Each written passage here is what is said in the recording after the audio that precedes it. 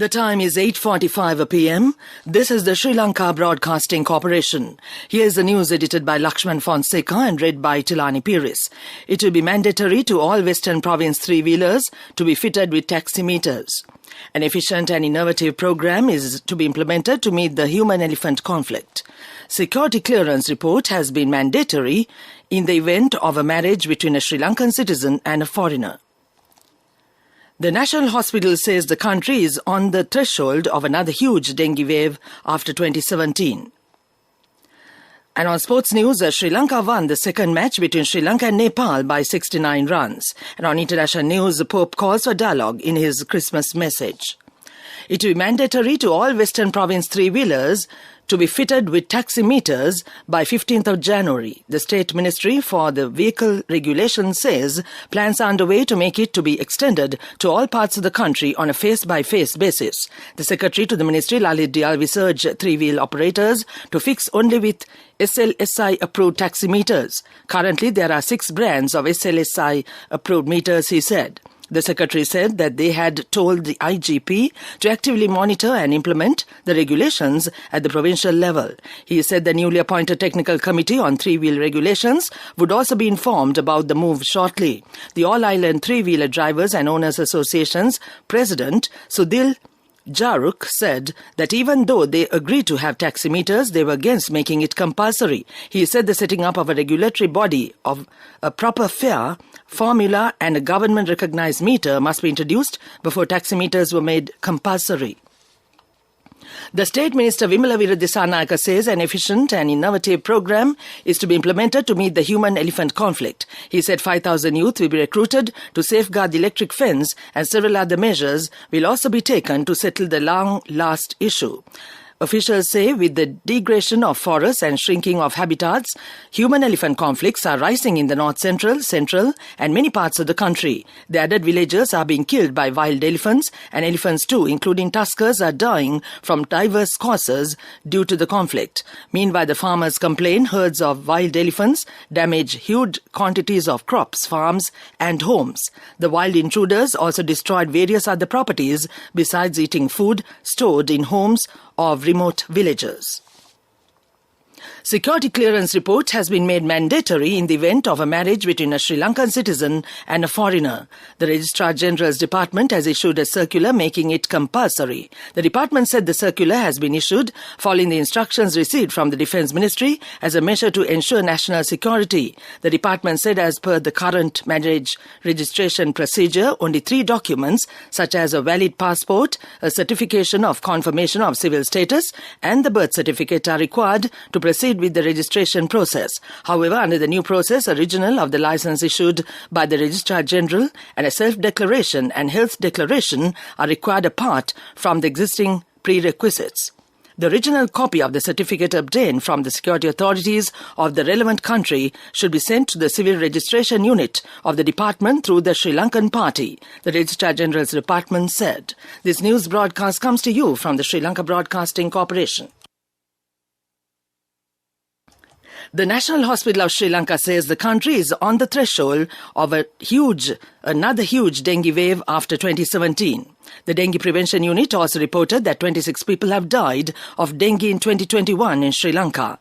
During this year, almost 33,000 dengue patients were reported from all parts of the country. The Dengue Prevention Unit urged the people to seek immediate medical attention if they suffer from dengue symptoms, noting that hospitals have the capacity to treat dengue patients. Health authorities said even if dengue virus antigen detection test is negative, people should be vigilant because only 62% show a positive result when he or she gets dengue for the second time, he added. Steps will be taken to lift the restrictions imposed by the Wildlife Department on boat owners who take passengers for whale watching in the Mirissa Sea area. Tourism Minister Prasanna Ranatunga has instructed the authorities to take immediate measures to settle the matter. The Wildlife Department has recently imposed restrictions on whale watching vessels off the coast of Mirissa. At a meeting with the Minister Ranatunga, the owners of the Mirissa whale-watching boats raised their concerns and pointed out that wildlife officials only allow whale-watching after 2 p.m. They said the tourists are arriving at Mirissa all day long and the issue badly affects the industry and the economy of the people. The Minister instructed the authorities to lift the restrictions and also to ensure that tourists watching whales are not disturbed. He also instructed the boat owners to take cautious measures to ascertain the whales are not harmed. That ends local news for now. The main news story is brought to you by Siddhalepa Vedamahatmya.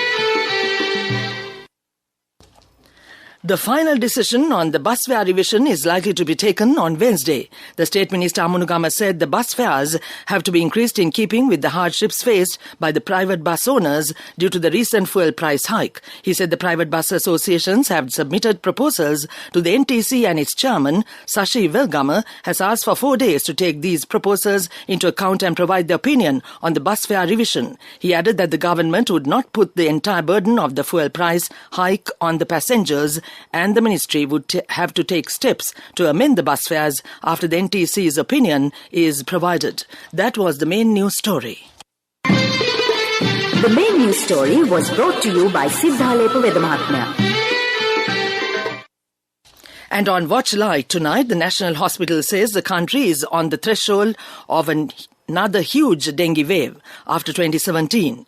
Dr. Pul Dissanayake of the hospital warns if a person is feeling flu-like symptoms such as fever, body aches and back pain, it can either be COVID-19 or dengue. He says even if the dengue virus antigen detection test is negative, people should be vigilant because only 62% show a positive result when he or she gets dengue for the second time, he added. That was Watchlight. World News. Brought to you by courtesy of Christmas and New Year sales with CIB Janajaya Vasana has commenced. Valuable prizes and vouchers for CIB bills during the entire month of December. 20% discount will be given for bank cards and for gift vouchers. Visit CIB today as well. World News headlines first. Pope calls for dialogue in Christmas message. France, Italy report record daily COVID-19 cases. UK tributes paid to Archbishop Desmond Tutu.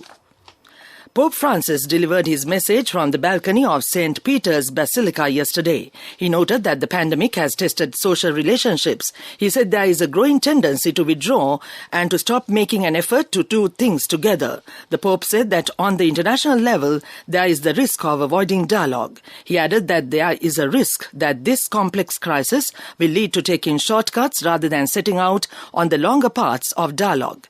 He said only those paths of dialogue can lead to the resolution of conflicts and to lasting benefits for all. Meanwhile, UN Secretary General Antonio Guterres stressed the importance of international cooperation, apparently with vaccine inequity in mind, and he tweeted that Christmas is an opportunity for compassion, reflection, and solidarity with others. France and Italy logged the highest number of new coronavirus cases yesterday. French health authorities say they confirmed 104,611 new cases on Saturday. The daily tally hit a record high for the third consecutive day and topped the 100,000 mark for the first time. Italy reported 54,762 new cases, also renewing the country's record for 3 days in a row. The surges are believed to be boosted by the rapid spread of the Omicron variant. Italian authorities imposed a nationwide outdoor face mask mandate from Friday. Large events such as concerts have been cancelled. Issuing a message following the death of the Nobel Peace Prize laureate who helped end apartheid in South Africa, the Archbishop of Canterbury said Archbishop Desmond Tutu had changed the world. The Most Reverend Justin Welby was among a succession of UK figures paying tribute to Tutu, who died in Cape Town aged 90. The world is different because of this man, he said.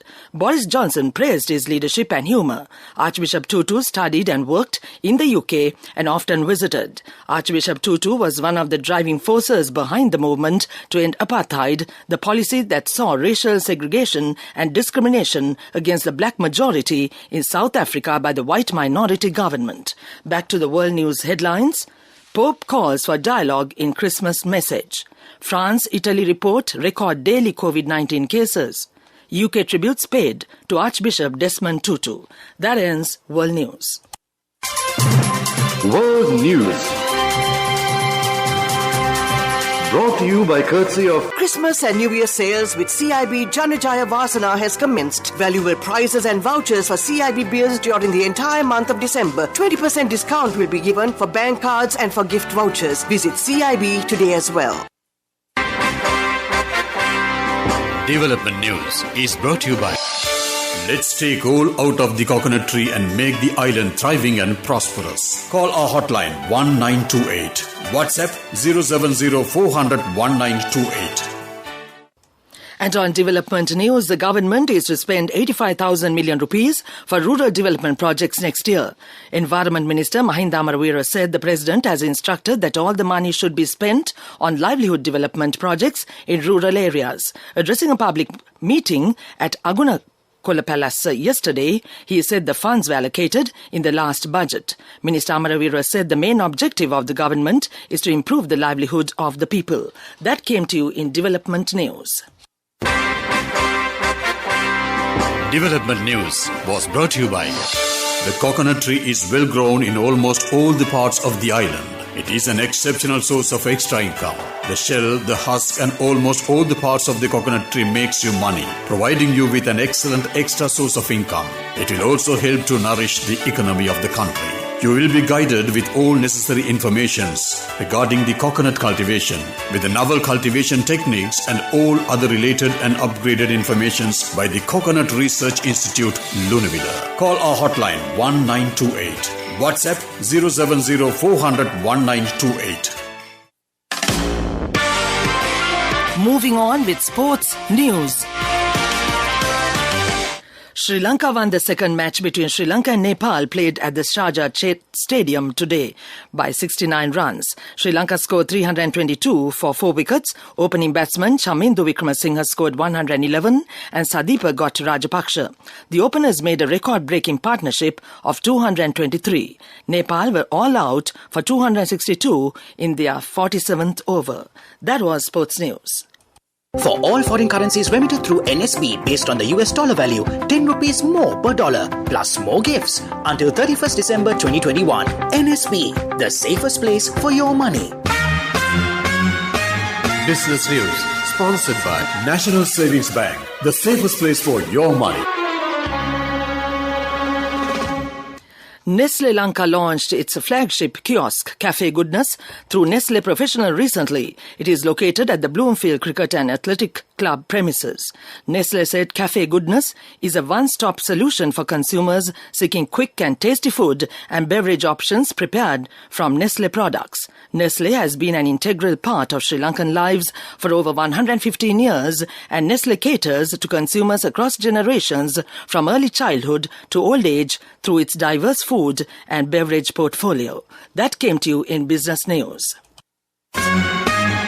Business News, sponsored by Cash through NSB globally and win wonderful gifts locally. Will you be the lucky winner of the NSB Golden Jubilee? 50 gold sovereigns for the top prize winner of the NSB Golden Jubilee. Scooters for the 10 second prize winners. iPhones for the 10 third prize winners. Mountain bikes for the 29 fourth prize winners. From October 1st, 2021 to December 31st, 2022. Remit a minimum of $100 or an equivalent amount in any foreign currency 3 times through NSB U Trust. Economic News, courtesy of I bought my daughter a laptop for her work by managing my finances. Whatever the expenses may be, I can't afford to miss out on life's special moments like her birthday or our anniversary. So you need to invest to make your family's future flourish. Saving money isn't easy when you have responsibilities. That's why we promise to give you the best returns and guarantee on your investment. LOLC Finance Fixed Deposits. Maximize your savings. LOLC Finance PLC, incorporated on the 13th of December 2001, is rated SLA stable by ICRA Lanka Limited and is licensed by the Monetary Board of the Central Bank of Sri Lanka under the Finance Business Act No. 42 of 2011. On economic news, the Asian Development Bank has signed an agreement to invest up to 80 million rupees in John Keells Holdings PLC to boost the country's food value chain and promote economic growth and job creation. The financing will come equally from ADB's ordinary capital resources and from Leading Asia's private infrastructure fund, which will be administered by the ADB. That came to you on economic news. Saving money isn't easy when you have responsibility. That's why we promise to give you the best returns and guarantee on your investment. LOLC Finance Fixed Deposits. Maximize your savings. LOLC Finance PLC, incorporated on the 13th of December 2001, is rated SLA stable by ICRA Lanka Limited and is licensed by the Monetary Board of the Central Bank of Sri Lanka under the Finance Business Act number 42 of 2011. The Weather Report. The Met Department predicts that fair weather will prevail over most parts of the island.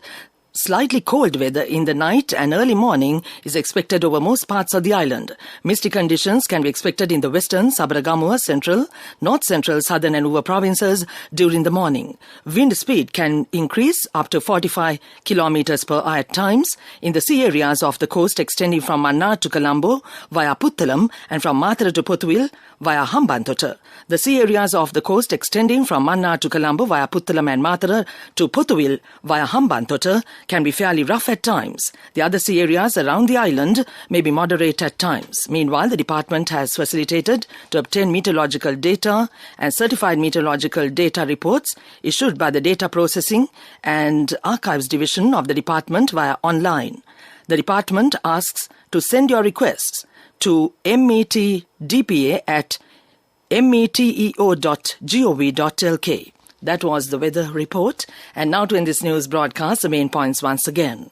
It will be mandatory to all Western Province three-wheelers to be lift-fitted with taximeters. An efficient and innovative program is implemented to meet the human-elephant conflict. Security clearance report has been mandatory in the event of a marriage between a Sri Lankan citizen and a foreigner. The National Hospital says the country is on the threshold of another huge dengue wave after 2017. Sports news, Sri Lanka won the second match between Sri Lanka and Nepal by 69 runs. And on international news, Pope calls for dialogue in his Christmas message. That ends its news broadcast.